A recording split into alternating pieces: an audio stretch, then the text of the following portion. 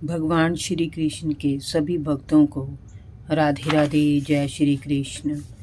आज मैं आपको सुनाऊंगी भागवत महापुराण में तृतीय स्कंद में 5वां अध्याय विदुर जी और मैत्रेय ऋषि का वार्तालाप।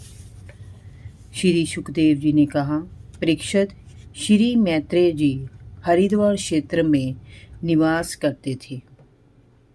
शुद्ध भक्ति भाव से विदुर जी जब उनके पास पहुंचे तो मैत्रेय जी ने उनका प्रेमवश आत्मिक स्वागत किया। विदुर जी ने उनसे पूछा, भगवान, संसार में सुख पाने के लिए सभी कर्म करते हैं, परंतु उनसे उन्हें ना तो सुख मिलता है और ना उन्हें दुख दूर करने का उपाय ही सुझाई देता है। अंत इस विषय में ऐसा क्या करें जिससे सुख की प्राप्ति हो? कृपया मुझे बताइए। श्री मैत्रेय जी ने कहा, विदुर जी, आपने सभी मनुष्यों पर कल्याण की भावना से ये उत्तम प्रश्न पूछा है। आप व्यास जी के औरस पुत्र हैं। आपका हृदय नित्य श्री हरि में लीन रहता है। आप मन लगाकर सुने। जो मनुष्य परमेश्वर से विमुख रहते हैं वे सदैव दुख के सागर में पड़े रहते हैं और जीवन मरण के चक्र से वे कभी भी नहीं छूट पाते। वे जो भी कर्म करते हैं उनसे उन्हें सुख कम और दुख अधिक प्राप्त होता है। यदि वे अपने जीवन में परमात्मा का ध्यान और भजन थोड़ा बहुत भी करें तो संसार के दुखों से उन्हें उसी प्रकार छुटकारा मिल जाए जिस प्रकार औषधि सेवन करने से शरीर का रोग नष्ट हो जाता है। इस संसार में मनुष्य जैसा भी अच्छा बुरा कर्म करता है उसे वैसा ही फल प्राप्त होता है। मनुष्य सांसारिक मोह में पड़कर अपने पुत्र, पत्नी, कन्या, पौत्र, पौत्री और अन्य निकट संबंधियों के लिए सुख की कामना तो करता है, परंतु इस मोह माया के बंधन से छुटकारा पाने का कोई उपाय नहीं करता। भगवान श्री कृष्ण का स्मरण सभी भव बंधनों और दुखों को दूर करने वाला है। जिस समय मनुष्य इन बंधनों से मुक्त हो जाता है उसी समय से सुख के मार्ग उसके लिए खुल जाते हैं। ईश्वर की कृपा के बिना किसी सुख की कल्पना करना व्यर्थ है।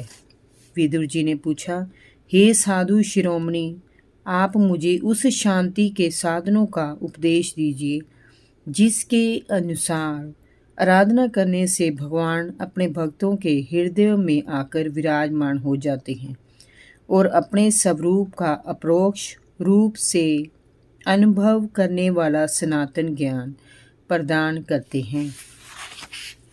मैत्रेय जी ने कहा, विदुर जी, जब मनुष्य इंद्रियों के सुखों का त्याग करके अपना मन संसारिक भोगों से विरक्त कर लेता है और परमेश्वर का स्मरण और भजन करता है तब वह माया के बंधनों से छूट जाता है।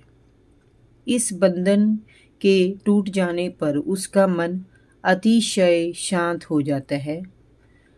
उस शुद्ध और शांत हृदय में ही भगवान अपने भक्त के भक्ति भाव से खींच कर आ बैठते हैं। हृदय में भगवान के प्रवेश करने के उपरांत भक्त को किसी भी ज्ञान की आवश्यकता नहीं होती, क्योंकि उस समय जो सनातन ज्ञान उसे प्राप्त होता है वह उसे परम पुरुष परमात्मा के आनंद लोक में ले जाने वाला होता है।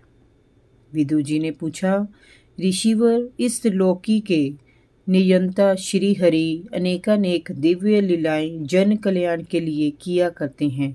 शास्त्रों में उन्हें अकर्ता कहा गया है। फिर वे किस प्रकार इस सृष्टि की रचना करते हैं, किस प्रकार वे इस जगत के जीवों का पालन करते हैं और किस प्रकार से वे समस्त संसार को अपनी योग माया से नष्ट करके शयन करते हैं, ये रहस्य आप हमें बताइए। मैत्रेय जी ने कहा, विदुर जी, सृष्टि रचना के पूर्व समस्त जीवों के आत्मा एक पूर्ण परमात्मा ही थे। ना कोई दृष्टा था और कोई दृश्य था। उस समय परमात्मा अकेले ही थे। जब वे संवेद दृष्टा होकर देखने लगे तो कोई दृश्य दिखाई नहीं दिया, क्योंकि उस समय वे ही सर्वत्र अपने अद्वितीय तेज से वहां प्रकाशित हो रहे थे। सब ओर प्रकाश ही प्रकाश फैला हुआ था। इसी में उन्होंने अपनी सोई हुई शक्तियों को जागृत किया। उन्हें कार्य और कारण रूप माया दिखाई दी। उस माया के द्वारा ही अपनी इच्छा से उन्होंने अपने को अनेक में परिवर्तित करने के लिए विश्व का निर्माण किया। सर्वप्रथम उस माया से त्रिगुणमयी महतत्व मीन्स ब्रह्मा को प्रकट किया और फिर उस महतत्व से विश्व की रचना के लिए अपना रूपांतर किया। उससे अहंकार की उत्पत्ति हुई, जो कार्य कारण और कर्ता रूप होने के कारण भूत, इंद्रिय और मन का कारण है। वह अहंकार सात्विक, राजसिक और तामसिक 3 प्रकार का है। सात्विक अहंकार से मन और इंद्रियों के अधिष्ठाता देवता हुए। राजसिक अहंकार से ज्ञान इंद्रियां और कर्म इंद्रियां बनी तथा तामसिक अहंकार से सूक्ष्म 5 तत्वों और उतनी तन मात्राओं का निर्माण हुआ। ये 5 तत्व जल, अग्नि, पृथ्वी, वायु और आकाश थे और इनकी 5 तन मात्राएं क्रमश रस, रूप, गंध, स्पर्श और शब्द हैं। इनका सीधा संबंध जीव की जीवा, नेत्र, नाक, त्वचा और कानों से है।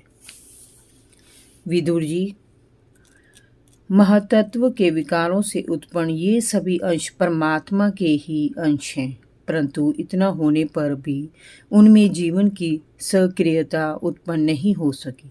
तब भगवान ने विराट पुरुष की कल्पना की और समय को उसके हृदय में स्थित किया। उस जीवनी शक्ति के आते ही सारी सृष्टि सजग हो उठी। विदुर जी ने पूछा, ऐसा किस प्रकार से संभव हो सका? कृपया आप स्पष्ट करके हमें बताइए। आप तो दिनों पर कृपा करने वाले हैं। भौरा जैसे फूलों का रस निकाल लेता है, उसी प्रकार इन रहस्यमयी लौकिक कथाओं में से इनका कल्याणकारी सार तत्व छांट कर हमारे कल्याण के लिए आप सुनाइए। मैत्रेय जी, आपके कथामृत का पान करने से हृदय में भक्ति का आवेग उमड़ पड़ता है, अंतकरण निर्मल हो जाता है। आपसे जो आत्मज्ञान प्राप्त होता है उससे वैकुंठ धाम का मार्ग खुल जाता है।